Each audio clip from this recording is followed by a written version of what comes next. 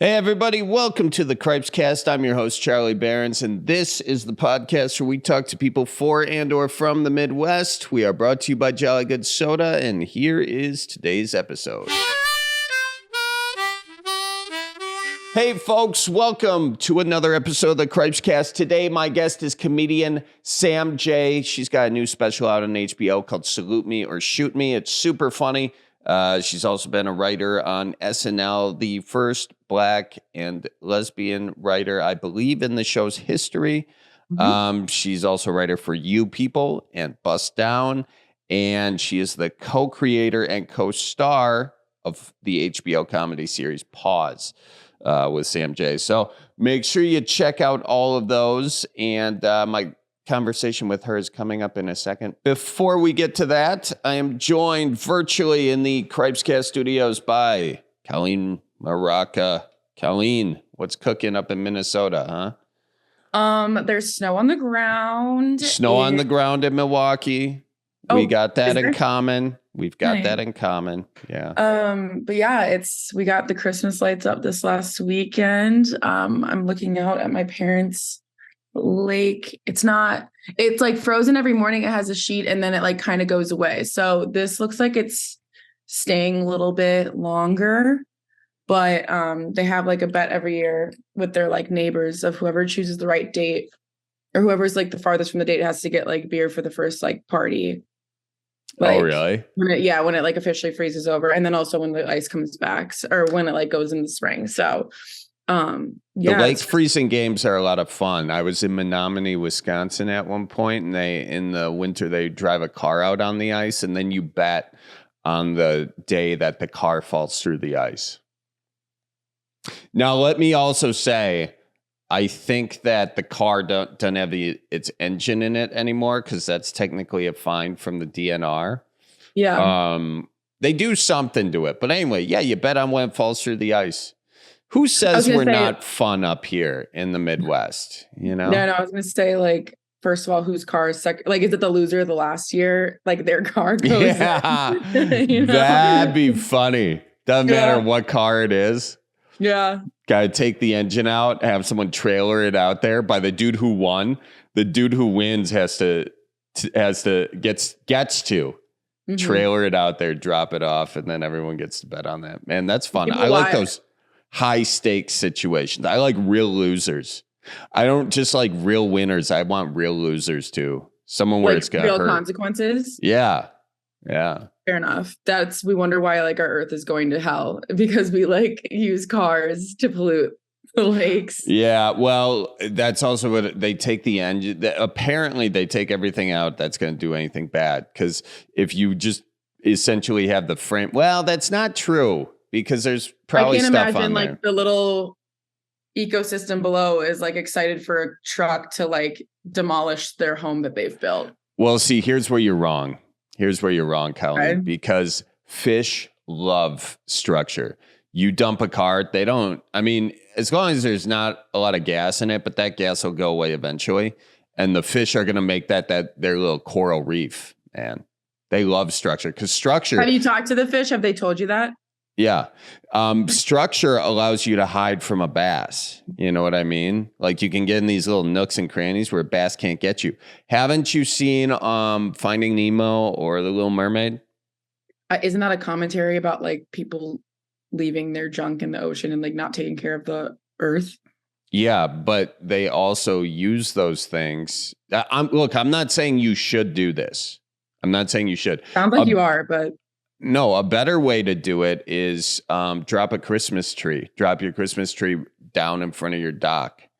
That's a natural structure. That's pretty much its natural habitat.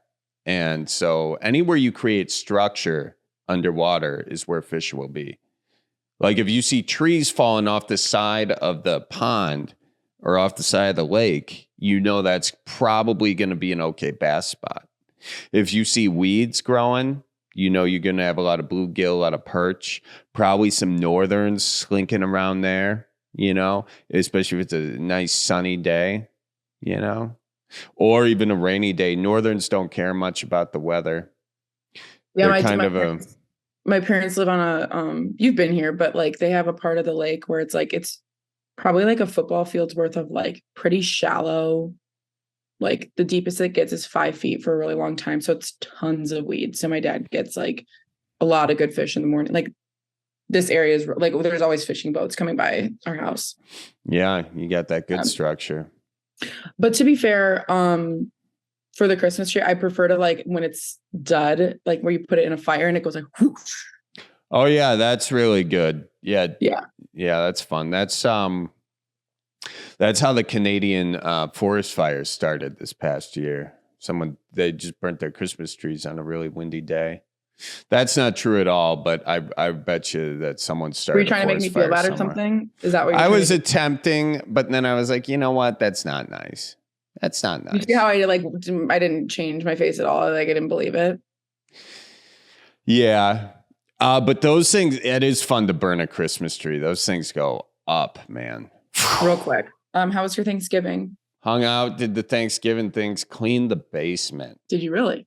Yeah. I mean, I cleaned, I would say half of it, like the business half where all the merch is and the wardrobe.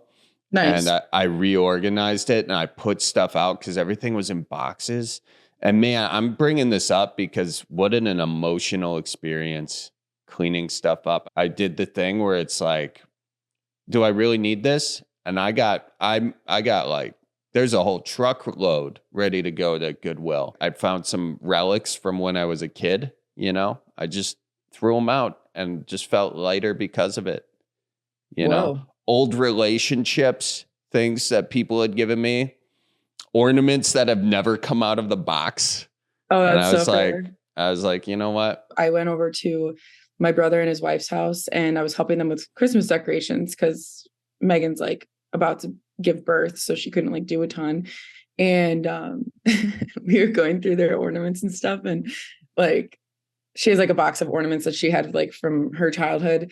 And then there's some ornament, like it's such a like a grandparent thing to give an ornament for a specific year, you know? Like, yeah. So my Nona, my grandma, she got us all like 2 ornaments for 2020. One of them was like the year we'll never forget. And it's like all of the things that were like canceled because of 2020. And then she got us a Santa with a mask on it. And we're like, why do you want things that remind you of like the worst year of like our life? Like it just was such a funny like choice that she gave us those ornaments. And so we were like putting it up on the tree and Megan's like, I think we could keep that one in the box. We don't need to, like, let's put up ornaments of like the year we got engaged, like our dog, all that stuff. She's like, I don't really want to remember like the year that we had to like move our wedding. And I was like, yeah, fair enough. Yeah. And that funny, like I feel like a lot of people, I also came up with a lot of 2020 stuff in the box of crap that I had down there. And I think you just like take a big, you want to shove that thing into something else as soon as possible. Yeah. It's weird. I wonder if enough time will go by that we'll look at it nostalgically. Probably. I mean, there's always silver linings. Like there were some things in it, like I'd say, like I wouldn't have gotten this job if it weren't for COVID. Like that's for sure. And then really? Why? Because everywhere else wasn't hiring. Oh, get the hell out of here. Oh my God. Wow. No, did you guys all, that was the sickest burn that I think you've ever done. Like, no, but like, let me explain. It ended up being like the best thing that's happened to me. Like, I'm not going to like, but I wouldn't have applied because I had like other jobs that were like, I was going through and it was a complete, remember when we first talked about my job and you were like, what's your goal? And I was like, healthcare communications. Like what a losery goal for me. Yeah. Do you remember that at all? Probably not. You know what? I really don't. But if you would have said healthcare communications, I would probably. I mean, that is a goal for some people. No, but then shortly after we were on the phone, this was the first time you and I had like ever talked. And I was like, well, like dream job would be to like write a TV show. And you were like, why did you say healthcare communication? Like, you were like, yeah. I was confused. Like, why are you already setting yourself up for what you don't want to do? What was that inside you that made you want to do that? I had already had experience doing that. I had worked previously at healthcare communications. I was doing classes that like were doing that. So and my family's in healthcare. So Got like it. it was not necessarily a dream, but more realistic step. Hmm. You know what I mean? Like it wasn't really a dream. Let's be realistic here. Yeah. Yeah. Long story short, this is the best job of my life. And like, this is the best job I could ever ask for. And like, I love my job so much. Oh, you really saved yourself. Yeah. No. And Yeah. Don't worry about it. No, do you ever like walk by the toilet paper aisle or like you see like real Purell and you're like, man, there was a time where none of these were like available. Like I feel like I look at like real Purell, like name brand, and I was like, I remember when that currency was king. You know what I mean? Yeah, I do. I do know that. I also remember, well, we still have some remnants of it around as well. Like I stay in a lot of hotels. I can't tell you the number of hotels that individually wrap each coffee cup in this little plastic thing. Wasn't that before that though? I don't know. That's the dumbest thing in the world. It's a coffee cup. What's it to individually wrap every single coffee cup? We deserve to breathe in plastic as people if that's the dumb stuff we're doing, you know? Wow. I mean, we deserve it. We do this to ourselves. It makes no rational sense, no mathematical sense, no scientific sense to wrap a cup. What are you afraid of? You know? Yeah. I don't know. Hang on. I can barely see you down there. I'm on my high horse. Let me just can you get the ladder? Put it up to the horse. No, you can just jump off and risk the sprained ankle. It's going to be more than a sprained ankle as high as I am. That was a fake laugh. Who, me? Yeah, you. I called you out. You called me out on my fake laughs. I call you out. I can tell your fake laughs. You don't need to patronize me on my own podcast. The people listening know too. That wasn't a good joke. Knows. It was such a good joke. And I love my job. Thank you so much. Cut it out. All right. Okay. What else do we got to talk about here? Do we have anything else we have to announce to the people? Well, so you have a second show in New York that was announced. And then I think you're all sold out in Eau Claire, but there might be like single seats left. So that's like the shows coming up in December. I believe those are the only ones that you have. Yep. And of course, we've got the new album out, Dive Bar Dinner. Yes. Got that on mantalkmint.com. If you guys are into music, check it out, or you can find it on Spotify. You know, give it a sample before you decide to get the vinyl. We do have vinyls. It's great. I really like, and I'm not even saying that with like, I'm not even saying that. I'm just like, it's really good. It's a lot. It's great.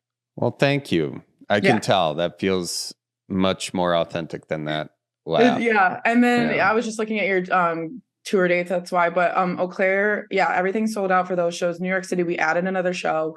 And then come January, you're going to be touring quite a bit. We have like a leg of shows in North Dakota, and then you're going to be going out east, and then you're coming back to a leg of shows in Illinois, and then we have some in Minnesota. So it's just check it out. There's a lot of new dates being added in the new year. So that's what I would say to any updates there. Sounds great. And before we get to the conversation with Sam, just want everybody to know that we will be linking up Doctors Without Borders in the show notes. Obviously, there is a humanitarian pause, a truce, ceasefire of some sort going on right now. And this is the time when a lot of trucks can get into Gaza and bring all sorts of things, everything from anesthesia to food to water. And Doctors Without Borders, organization we've been supporting for a while. You can donate directly, doctorswithoutborders.org. You can follow them on all the social media and donate there as well. All right. And without further ado, ladies and gentlemen, here is my conversation with comedian Sam J. How are you?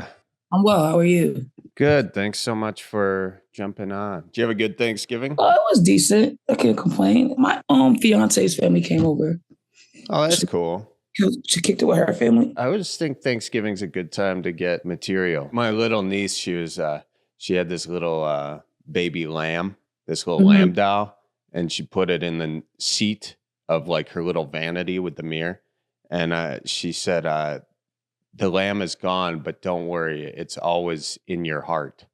And I was like, where the hell, like 3 years old, man, 3 years old. I was like, where did you learn Sweet. that? Yeah, it was. Anyway, so I'll find some way to make fun of that. Your new special's great. I really loved it. And I thought the jokes are hilarious. The relationship stuff and all the things about empathy is cool. Were you kind of setting out to almost tackle empathy in a way with that, or did that kind of happen over time? It just kind of happened over time. Like, I was just kind of trying to figure out what the theme was and the conversations. And it was kind of closer to like the last few months I was touring that just seemed like empathy was just an idea that just kept coming up. And I think overall it's just kind of a thing that comes up in my art. Yeah, it's certainly something that resonates quite a bit today where, it's stuff you brought up. People are very busy yelling at each other and all that. Like, where do you think like there's been a shift? Was it just social media that shifted it? I know it's been an issue all along, but I feel like it's been heightened and heightened. Do you feel like what way? Like I feel like we've become more and more polarized since maybe 2008 or something, maybe 2000. And maybe it's just because I haven't been paying attention to it or wasn't looking before, but I think we've just become more and more polarized as a country, going red or blue or whatever.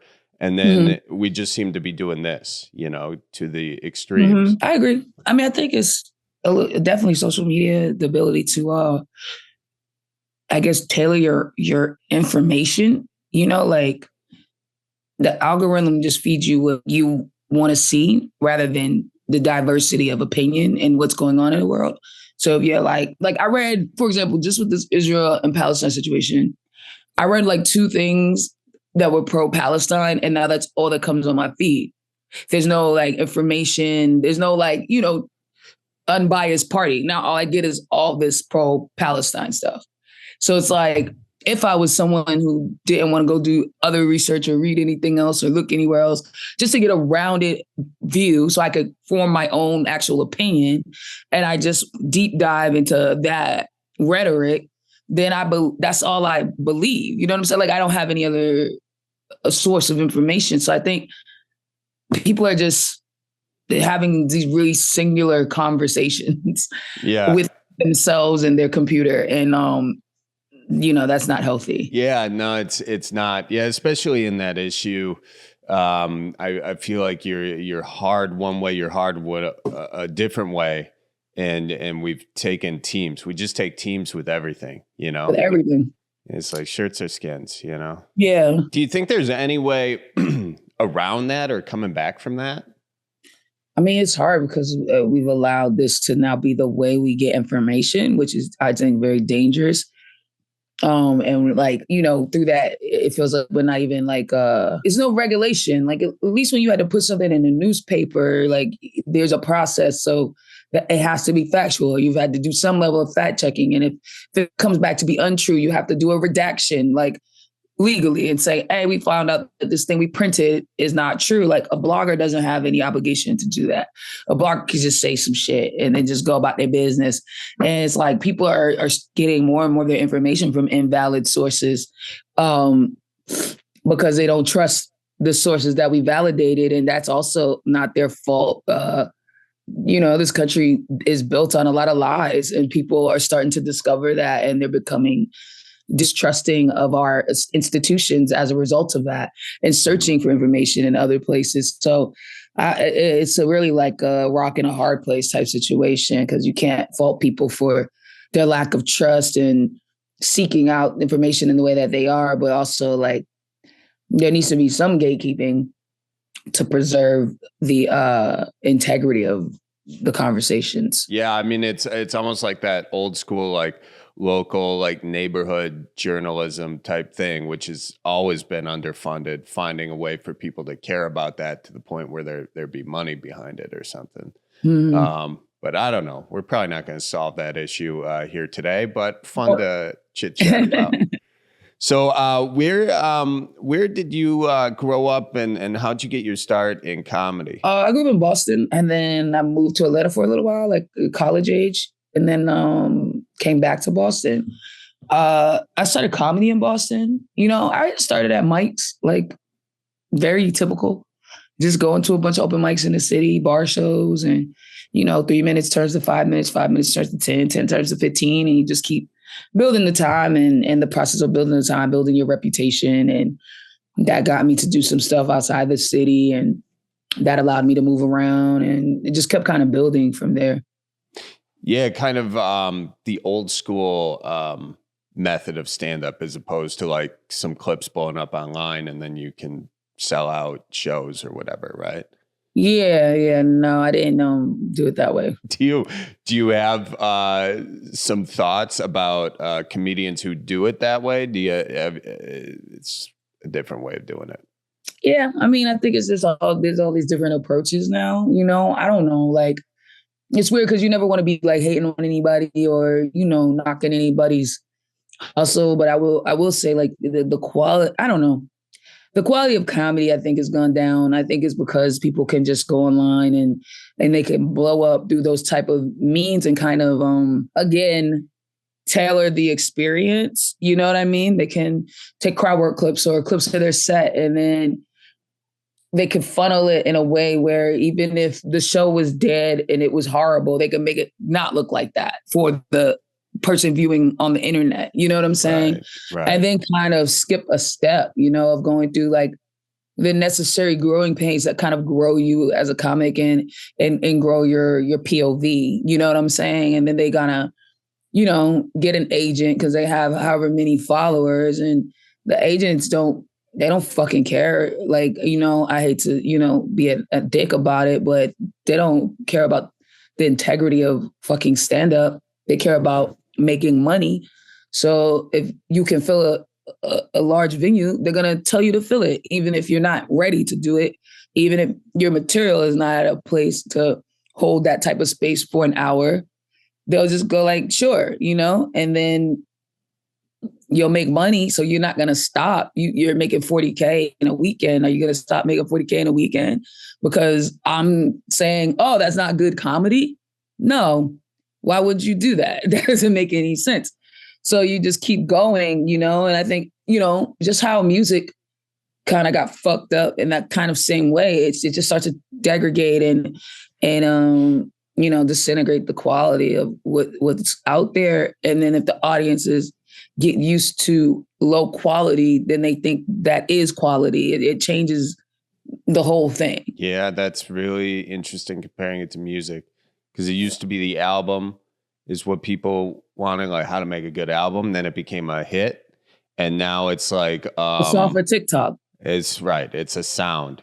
And they build the album in some cases around the sound, if there's even an album. Or it's just the hook. Which is, I don't know. I mean, it's a different way of thinking about it. But at the end of the day, that's really interesting. What you're saying is that the audiences get used to that. And then we just, I mean, we becomes just kind of, yeah, it becomes a standard. And it, I mean, I don't know if that kind of gives, you know, someone like you an advantage where you're like schooled in coming up on. So when they see you, they're blown away. But have you seen differences in audiences where they're coming and maybe like prompting like crowd work things? Or have you seen a difference in your audience? I mean, I feel like audiences in general, because of all the crowd work videos and all that, they're more chatty. They'll talk at you more because they think they're helping. They think, you know, sometimes they're coming to be a part of the show now, like, which, you know, for me and my style, like, I don't particularly appreciate it. But Mm-hmm. I guess if you're there to do crowd work, then that works for you. You know what I mean? But I do think audiences are a little more chatty, and they do like, I just never want the audience to feel like I'm dependent on them to do it. It's like, this is a shared experience, but I'm up here. I know what I'm out here to do. And like, it isn't reliant on you doing anything. You know what I'm saying? Not even really laughing. That would be nice. But what I have and what I know that I want to do isn't reliant on that. You know what I'm saying? So I don't know. It does feel like they feel a little bit more empowered in a way that can be annoying. Yeah. What was your first stand-up experience like? Your first mic or whatever? Like the very first time I did stand up, I don't really remember it. I just remember it wasn't good. And I was like, this wasn't good. I just remember it didn't feel like I thought it was going to feel. Whatever connection I thought I was going to feel when I got on stage, I didn't feel that. And it wasn't good. And I was just like, I don't know about this. And then I kind of fell back from it for some years. And then when I got back up and I did my first open mic, it was kind of like, I got booed. And then I was kind of like, it didn't really like, I knew I was going to keep doing it because I wasn't like devastated by getting booed or anything. I was just like, I don't know, shit happens. You're going to get booed sometimes, I guess, if you keep doing this and you're trying to figure it out. You know what I mean? So it didn't like destroy me. So I was like, oh, okay, I think you're ready to do this. Like whatever I was in my head about, which is probably a million things. I was so young, at that first time. I was probably like 21. I hadn't even come out yet. I didn't even fully understand myself. So I'm sure I was just lost, period. And being up there and so exposed in that moment kind of magnified for me how actually lost I was. But the next time I knew me and I knew myself, and I was very sure of who I was and what I wanted. And so I felt that up there, and that was really the confidence I pulled on till I figured out how to do it. So 21, that was the first time you went up, or that was when you went back up? No, that was the first time I went up. First time. And you said it was like a couple of years since you got back on stage after that first time? Mm-hmm. So what drove you to get on stage the first time? I wanted to do it. But then you do it and you just said, well, that's not for me. And then did something push you back on stage? Simple. I don't think it's that easy. I did it and it didn't feel right. And I had a friend and we went out to do it together and he had crushed. And I was like, oh, that's what it's supposed to be like. Mm. So then I kind of was just like hanging around comedy, kind of trying to just figure it out, go to shows and shit. Then I got sick and I was in the hospital for a while. Then when I got out, I was like dealing with shit with my family. So I moved, just life happens. And I moved to Atlanta and I lived a little bit and I was doing other shit. It's just life, and life brought me back around to it. So I don't think it was that black and white, but Yeah. No, I got you. And then, so you just, the next time you went up, you feel like ready to do it? Or was it like, did you have more of a set on it or like good material you thought, or was it kind of the same? I mean, I didn't have I wasn't really doing it. So it's not like I had a set. It just was a confidence thing. It's just a knowledge of self thing that was more intact than when the first time. So I just had more confidence I was going to be able to figure it out. Yeah. I just asked, we got a lot of stand-ups. I listen to the podcast, and first time I went up, I just bombed so hard. I didn't even go back up for 6 months. So I'm just always interested in those stories of like, I went up and then it left for a while, Yeah. So you're doing stand-up at that point. Is it kind of just a thing you're doing because you enjoy it, or were you at that point of like, no, I am gonna do this? No, I was from the door. I was like, this is what I'm gonna do. What were you doing to just live life at that point and pay the bills? I had a bunch of I feel like right when I got to Boston, what was I doing? I really don't remember what the fuck my first job was. But I mean, I think I was working at the John Hancock in the mailroom. Yeah. I know I did that for a while. I think that's what I was doing. God, so you were doing something to pay the bills and doing that. What, like the Boston comedy scene, how is that different than maybe other comedy scenes you've been to and experienced? I don't know that it is. I guess it's just smaller. You know what I mean? Just smaller, yeah. Like scenes are scenes. Like comedy is kind of the same everywhere you go. You have your local comics, you have your bar shows, you have a few clubs that everyone's trying to get into.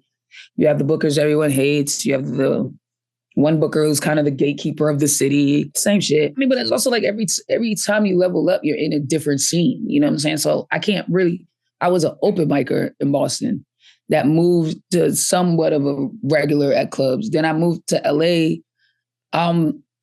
Back in the open mic scene, but not in the same way, like, because at least people know me now. So it's different, it's different than walking in a scene and nobody knows who the fuck you are.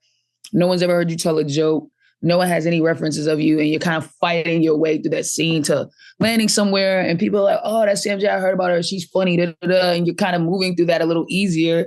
Then by the time I get to New York, I'm not in an open mic scene. I'm not doing bar. I don't know. So honestly, I don't know what the fuck they're doing, to be quite honest with you. Because I don't do that.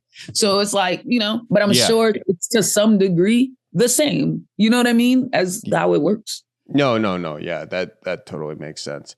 What was sort of the moment where you kind of got like that big break, or that moment? Was it the comedy set, or has it all just felt like a gradual climb? It all just feels like, I mean, objectively, someone looking in would probably say something. I don't know what they would say, but they would probably feel like, oh, the big break has happened. In my mind, it hasn't yet, because but also I don't know what that is really. You just keep doing shit. You're like a joke at a time kind of a thing.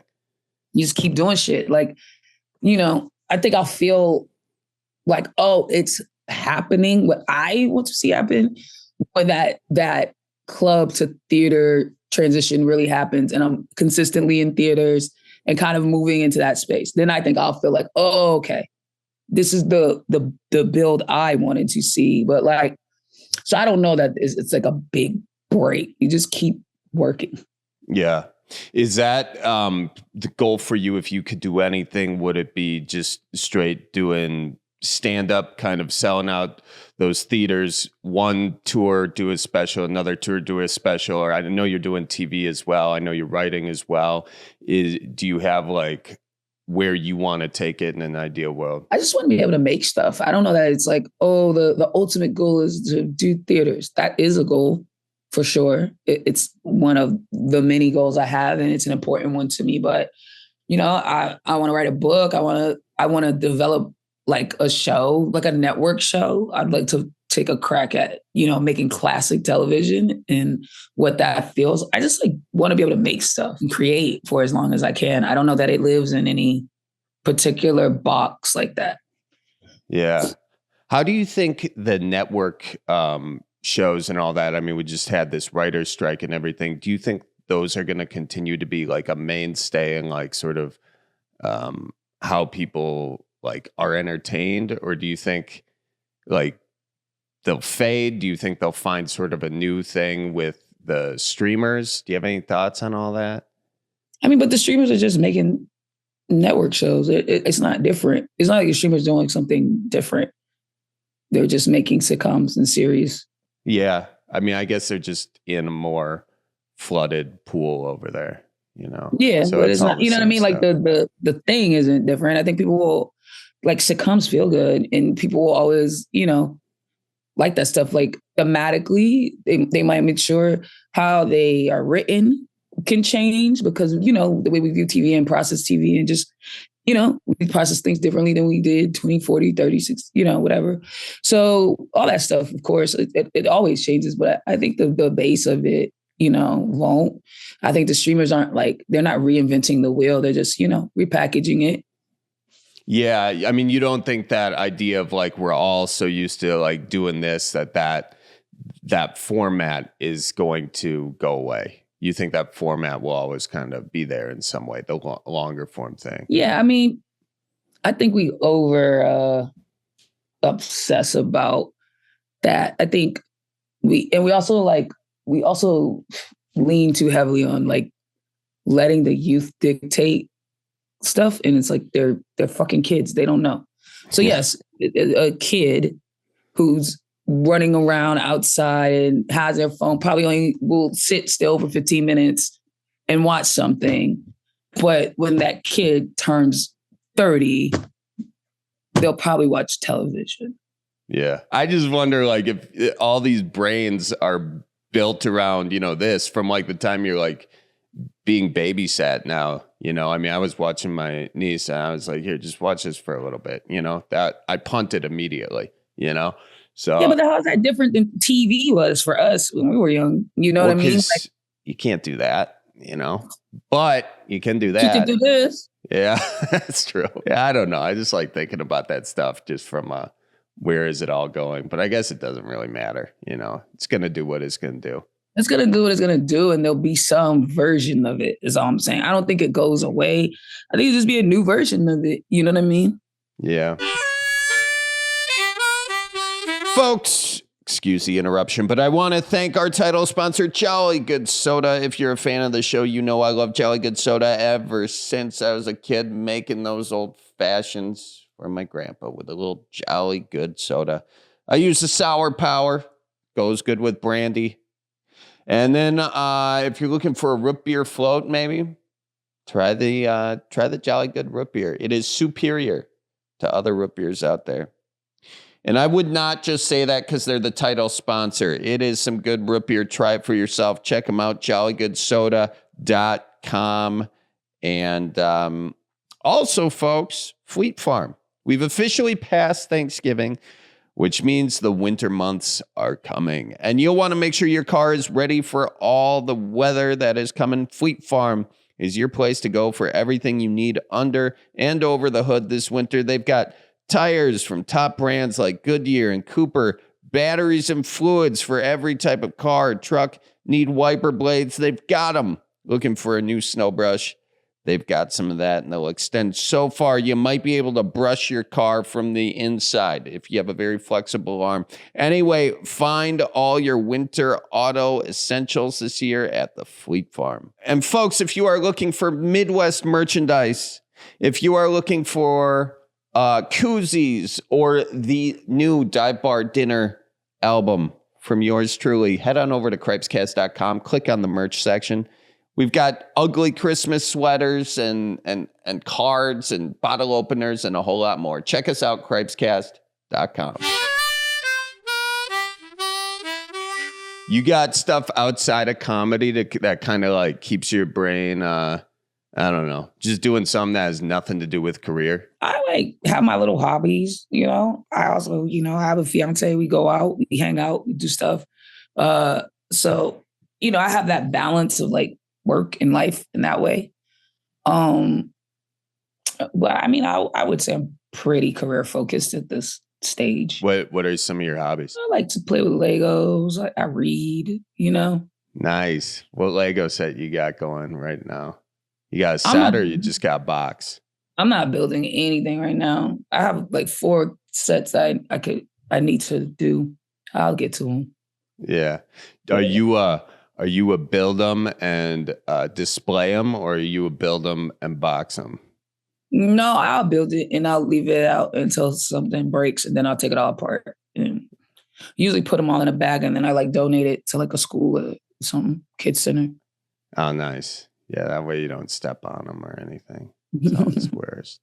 What was the last book you read? The last book I read was called Fly Away. It was about this woman whose best friend dies, and then like how her best friend's family gets all messed up as a result. And she was supposed to like help raise the daughter, but she gets all messed up as a result. And then kind of like how the family comes back together. It was a little bit like Beaches in a book, but it was nice.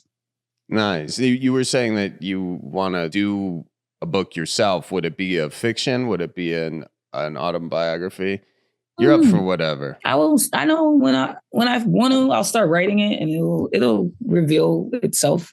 It'll tell me what it is. I remember, I think it was one of your earlier stand-up specials. You were talking about sort of why representation matters, and just having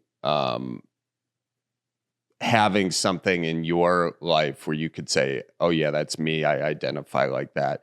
Do you feel like since you've started your career that you've received feedback from fans about your representation? I guess, like, do people reach out and tell you what you've kind of done for them? Are they outward about it? Sometimes, yeah. Sometimes people will be like, oh, I'm a Black gay woman and it's dope. Keep going, stuff like that. So I think, yeah, sometimes people will reach out. I think, whenever you can feel like you can relate to something that you're seeing, especially when you're not used to seeing yourself, it's probably cool. You know what I mean? Yeah. And I guess on the other end of that question, do you feel pressure at all in that, or in being something for somebody, or feeling the need to No, do things right? because I really can't control that because I don't know these people personally. I don't know what they need. I don't know what's correct or incorrect for them. I don't know them. So all I could do is live according to me, what I believe, what I've grown to learn, the lessons that I've learned, take them with me, try to be a better person every day, try to improve upon myself and improve upon how I'm treating people in the world. That's all I can control. I can't really control the rest. So if I put that in my head, then I'm kind of running a race I can't win. Yeah. Yeah. I mean, and I know I mean, that's a great answer. That's very on point. I just wonder if, like, somewhere deep inside there's a pressure that kind of gets to you in one way or another. I guess what would be like the biggest pressure point of sort of like your career? Things aren't going the way I want them to go. Yeah. I see things a certain way, and when it doesn't happen that way, or I'm like, I feel it's pressures I put on myself. It's not anything to do with anybody. It's just like, I think it should be this, and it's not this yet. And why isn't it this yet? And what do I need to do to get it to this? And like, that's the kind of stuff that nags at me. But like some type of societal pressure to achieve, or I don't entertain that kind of stuff.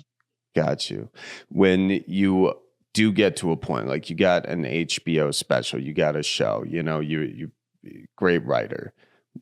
Do you feel like when you get to a point where you're like, oh yeah, I've got this, when you're not necessarily looking for the next thing to climb, are you afraid that something's going to push you down off that mountain? Or are you trying to like look for things that can affect you? Like, is your brain always going from climbing or preventing falling? I think I'm always going for climbing. I think if I'm afraid of anything, it's that fear of like, I don't want to not lose my love for it because it's become my job. And I don't ever want it to turn into solely that. Like sometimes it is work, but I don't want it to become only work. Like, so I try to protect it. You know what I'm saying? Like I try to just make sure I'm doing things that are in line with things I believe in, to make sure like when I'm making decisions, I'm not making them from a space of money, but I'm making them from a space of, I want to do this, or I find some value in this. You know what I'm saying? I try to,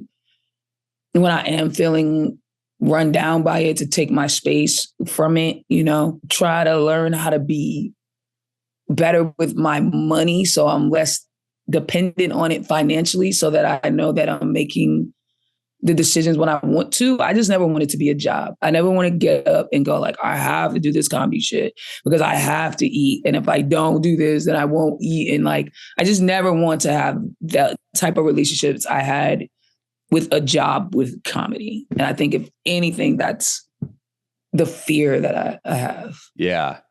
Yeah, I get that. I think that idea too of just continuing to climb, you just kind of wonder what happens when, in your mind, you say, okay, I'm done climbing for a little bit. Like, do you freak out, And I don't know. I've never gotten there. I know one day that it has to come, right? Or you fucking burn yourself out. So, I think eventually there needs to be some type of break where you let your mind think and be. But I think that's just like life. Anything you do that you're good at, it can become all consuming. And I think you have to constantly be asking yourself questions, at every turn. Like you have to be open to the idea that there may be at a point you don't want to do this. That's okay. You could hit a ceiling with this and go like, okay, I don't want to do this anymore. Maybe I want to do some whole other shit. And you just have to be open to that and not afraid of change. Yeah, I think that's a tough thing to internalize sometimes. But I mean, those are really true words. Looking back at your career, do you have jokes that you regret? Do you ever regret a joke? No. Do you have jokes where you were like, I could have gone that extra step and I wish I did. I wish I took that to the next level. All the time. Yeah. All the time. If I feel like every time I do a special, I'll go back and I'm like, oh, I could have added this. I could have said that. Oh, there's more to that joke. I should have. Oh, I just thought about this. And I had said that a long time ago, but it fits with that. And that probably would have made that point a lot clearer. All the time. I don't think it's never going to sit and be perfect, Right. But I always feel like after you film the special, then like 3 shows later, when you're not thinking about any of it, you're like, damn, that was a special. What the hell? I think that you always feel like, man, I mean, it's always the night you have to capture is the night you have to capture. It's always better when you're just doing it. So I think you'll always feel better when you have those sets that just come in a moment and they fucking go crazy. You'll always go like, oh, I wish I would have got this one, but like, that's just not how the sauce gets made. Yeah, you can't have a camera crew go with you to every single thing. You go broke pretty quick doing that. Yeah. And there is some too about no camera, kind of you just saying, it's a little freer somehow, somewhere deep psychologically. I don't know. So it's just different. Like you think that like you'll have these nights where you fucking crush and you're like, that's the special. But if you watched it, you probably would go, no, it's not. Because you're in that moment and you're in that moment with that audience. When you make it a special, you make it a special for a bunch of people who are sitting at home. So it is a little more surgical and it does need to be, there's a precision job in there that is necessary to relay that shit to a person sitting on their couch. And so like, those magical moments, I've accepted they're really just magical moments and they belong in that one evening. But a lot of times, if you could sit back and look at the tape, you'd be like, this isn't a special. Like, I kind of went wild right here. I kind of, you know what I mean? And just like, this isn't what would make a good special, but it was a good night.